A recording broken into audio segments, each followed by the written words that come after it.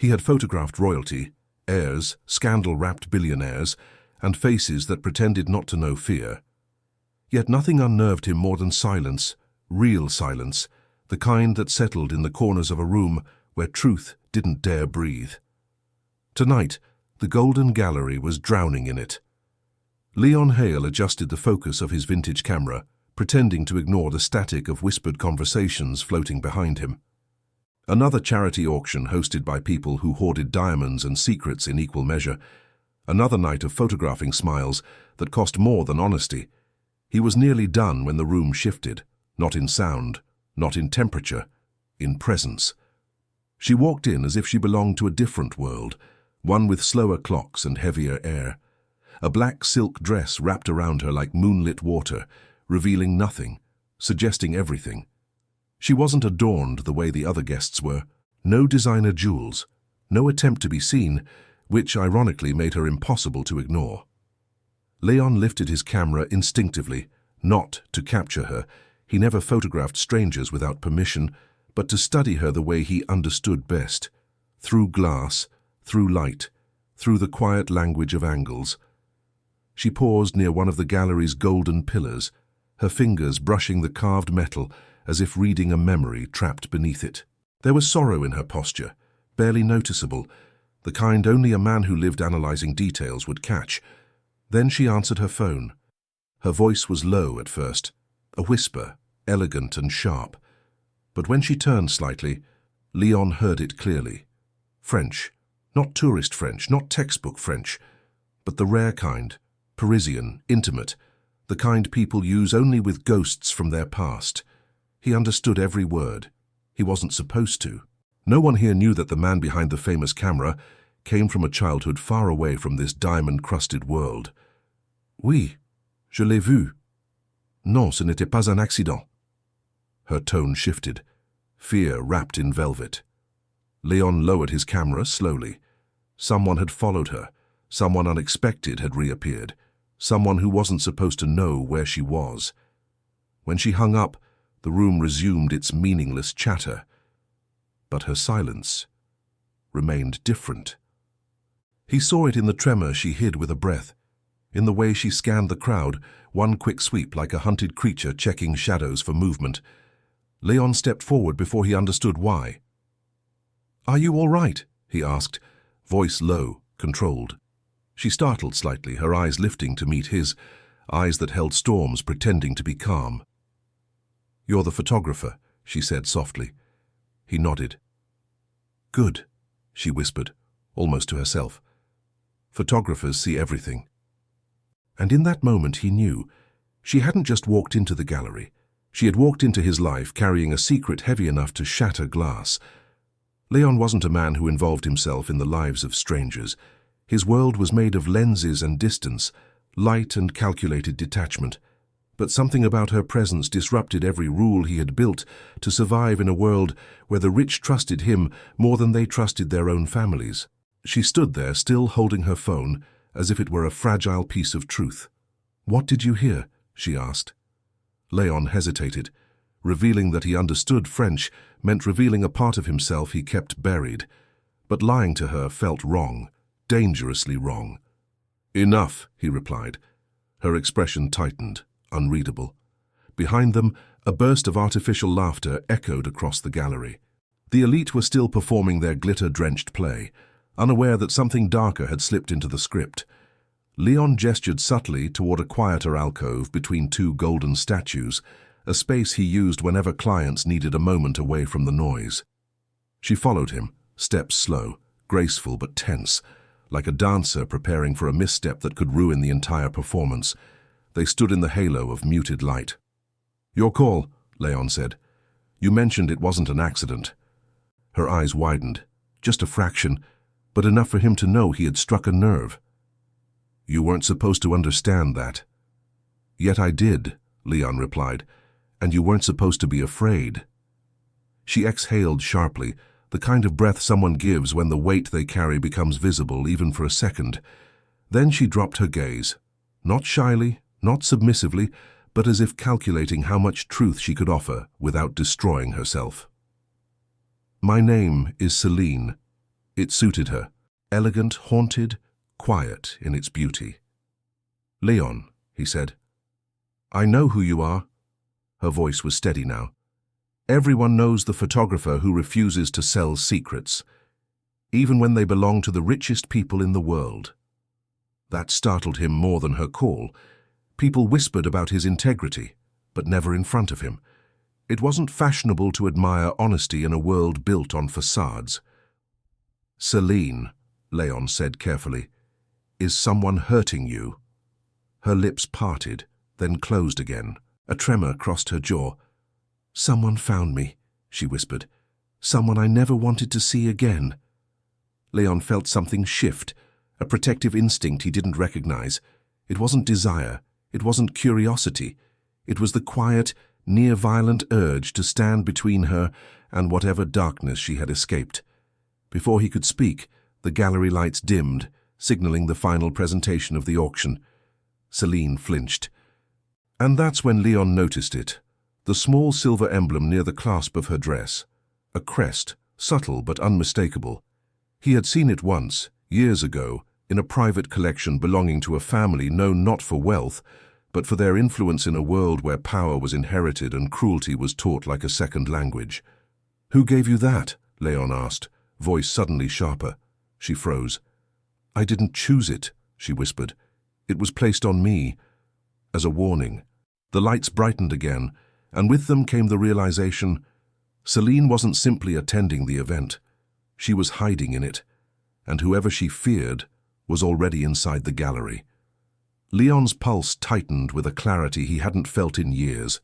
Not fear. He never wasted energy on that. It was instinct, the kind that rose from a place older than thought, older than logic, the kind that whispered protect her before he even understood why. Celine stood impossibly still, as though movement might draw the wrong eyes. And maybe it would. The gallery lights shimmered across the marble floor, casting fractured reflections that made the room feel like a maze of gold and ghosts. Guests drifted around them, wealthy, oblivious, loud enough to camouflage worry but not danger. Leon stepped half a pace closer, lowering his voice. "Tell me who you're hiding from." Celine swallowed, the sound small, almost fragile. "It won't matter," she breathed. "If he's here, then he already knows where I am." "Let me decide what matters," Leon replied, the steady weight of his tone surprising even himself. She looked up at him, really looked, and something shifted in her eyes. Not trust, not yet, but the beginning of someone realizing they weren't alone in their fear. Her hand drifted unconsciously toward the silver emblem near her shoulder. Leon caught the movement. "Don't touch it," he murmured. "If it's what I think, it's designed to draw attention." "It already has," she whispered. "That's why I came here tonight, to disappear in a room full of people who never look past the surface." Leon's jaw tightened. He was built to look past the surface. "Then you chose the wrong photographer to walk toward." Before she could answer, a flash of movement reflected in the mirrored column behind her. A man, tall, dark suit, expression carved from stone. He wasn't watching the art. He wasn't watching the crowd. He was watching Celine. Leon shifted his stance, subtly blocking her from the man's line of sight. His body angled like someone adjusting for better light, but his mind was already calculating escape paths, blind spots, distances. Celine noticed.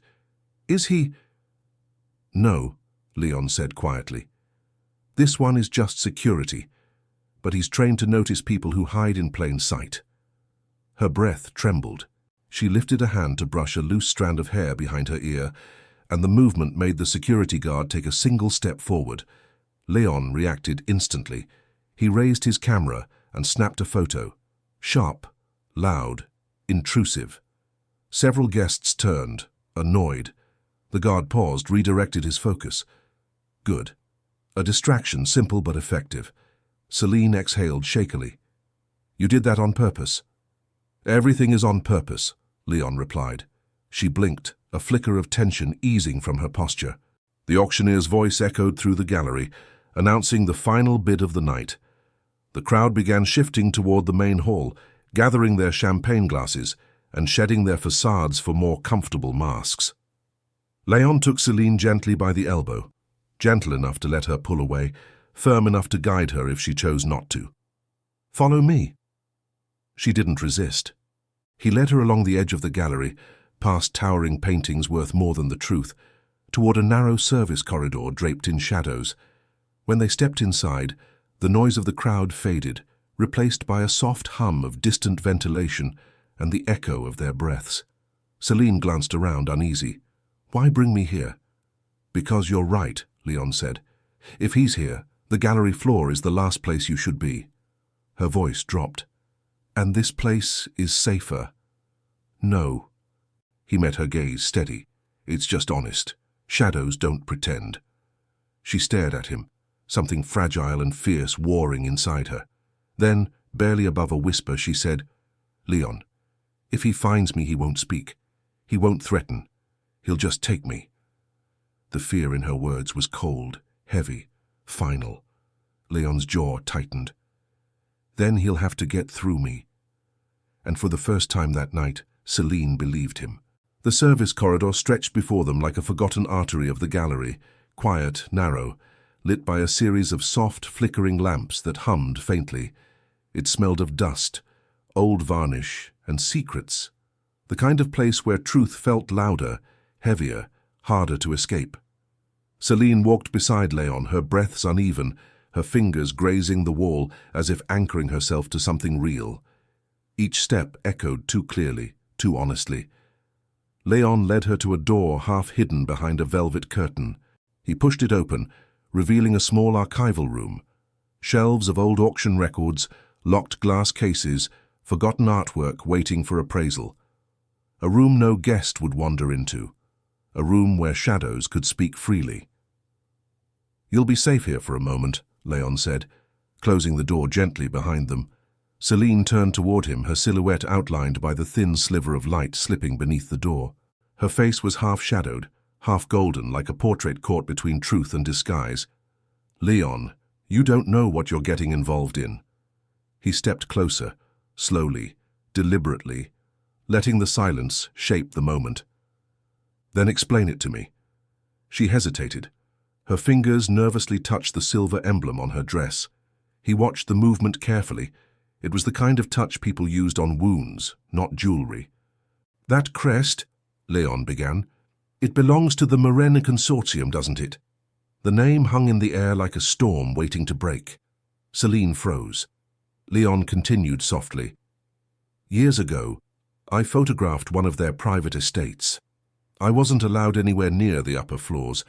Their influence reaches farther than money." Her voice cracked. "Then you understand why I can't stay long."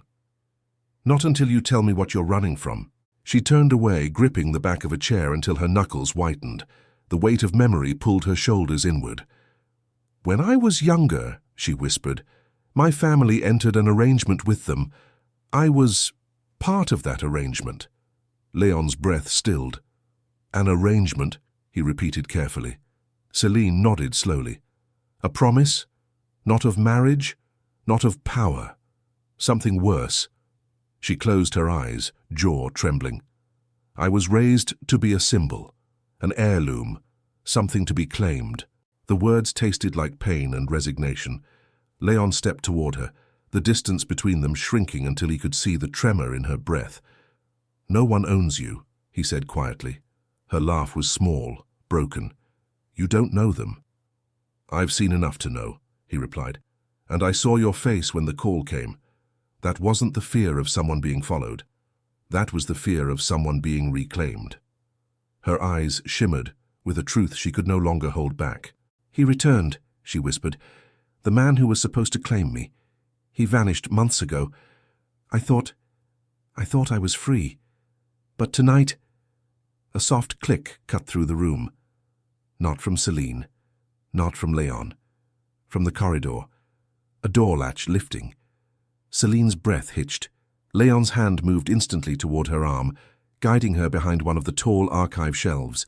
He extinguished the desk lamp with a swift motion and pressed a finger to his lips. The room plunged into near darkness. Footsteps entered the corridor. Slow, calculated, the kind of pace used by someone who wasn't searching, but confirming. Celine trembled softly behind him, Leon's body formed a barrier between her and the door, his breath steady, his eyes sharp in the dim light. A shadow passed beneath the door. Celine's whisper barely existed. "It's him." Leon's voice was silent, but his resolve wasn't. "You're not leaving with him." The footsteps halted. Silence. Waiting. Listening. Then, as slowly as they had come, they faded. Celine's knees weakened and she gripped Leon's sleeve, grounding herself. He turned to her once the danger receded, his voice low, steady, intimate with promise. "Celine, we're leaving the gallery. Not as prey." He held her gaze, a quiet fire forming between them. "But on your terms." And for the first time, hope flickered through her fear. Leon kept his voice steady, but inside something colder began to coil. Something that didn't belong to a photographer who spent his life staying invisible, neutral, untouched by other people's storms. This was different. Celine was different. He opened the door slowly, checking the corridor before giving her a small nod. She followed, her steps light, controlled, as if each movement might fracture what little safety they had left. The service hall felt narrower now, the shadows heavier.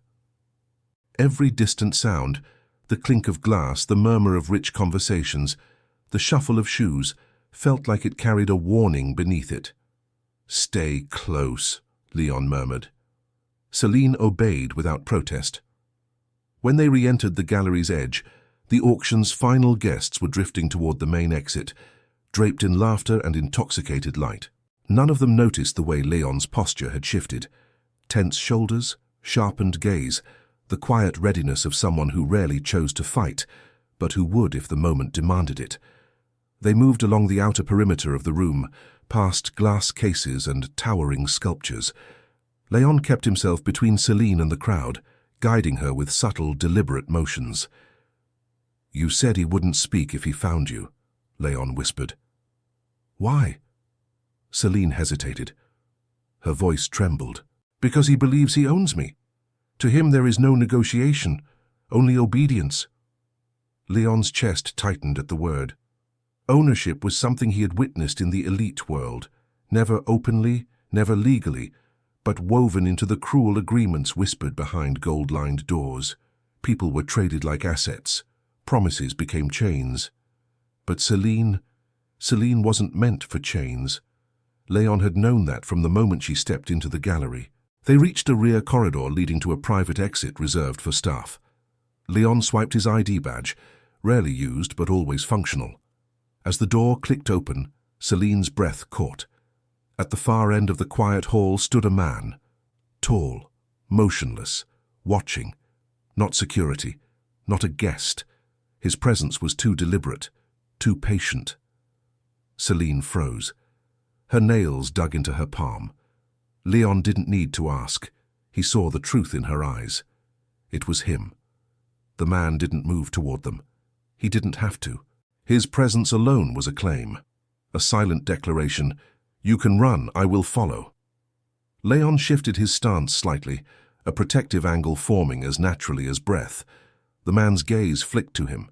But there was no fear, no challenge, only recognition. Recognition of another obstacle. Celine's voice shook. "Leon, don't." He didn't look at her. His eyes stayed locked on the man. "He followed you here," Leon said quietly. "He's not leaving without an answer." "No," she whispered. "He's not leaving without me."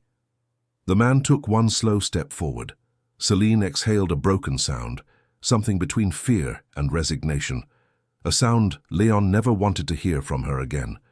Without warning, Leon reached for her hand. Her fingers tightened around his instantly desperate, warm reel. "Celine," he said softly, "look at me." She did. Her eyes reflected raw panic, but beneath it, something deeper.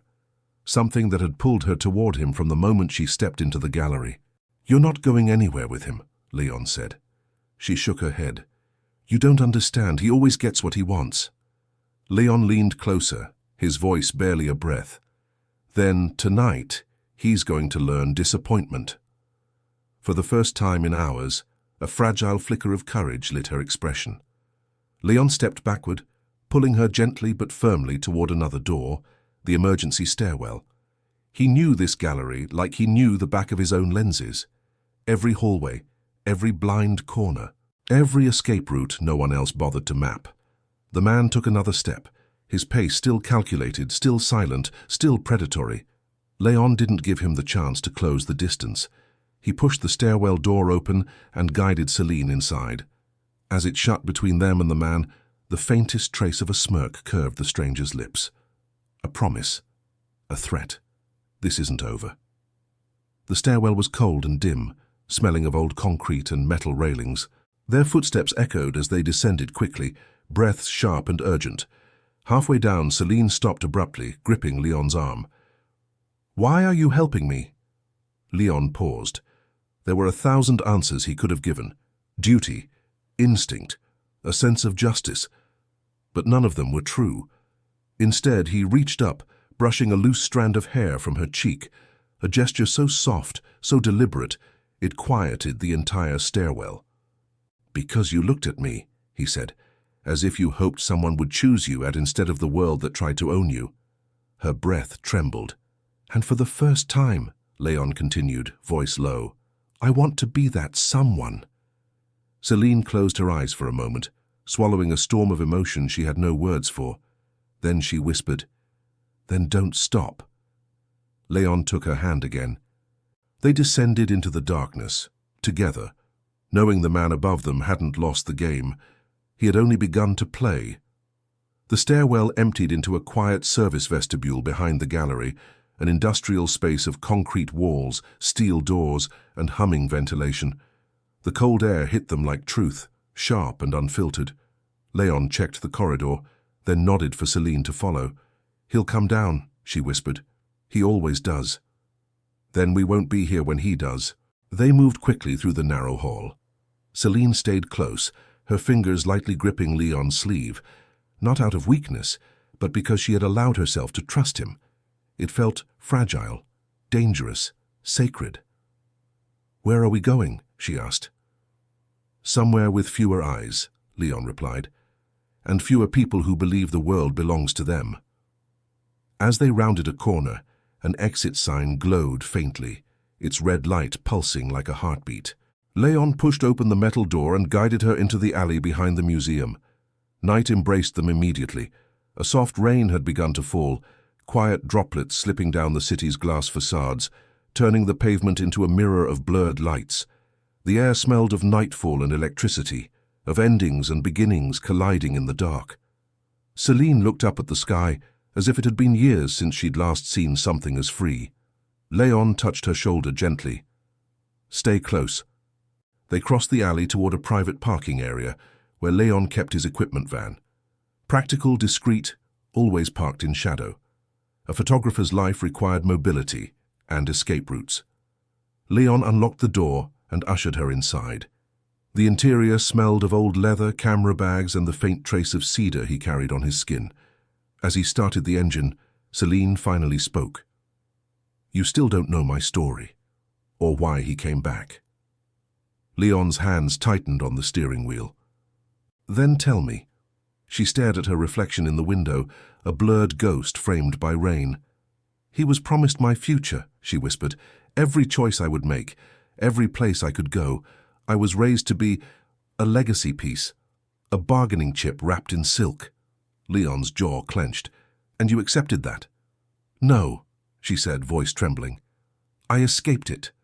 Her eyes lifted to him, haunted, luminous. "I disappeared for a year, changed countries, changed names, but I left something behind." She swallowed hard. "A coded ledger, a list of every deal the consortium made in the last decade. I hid it. They want it back. And he—" Her voice cracked.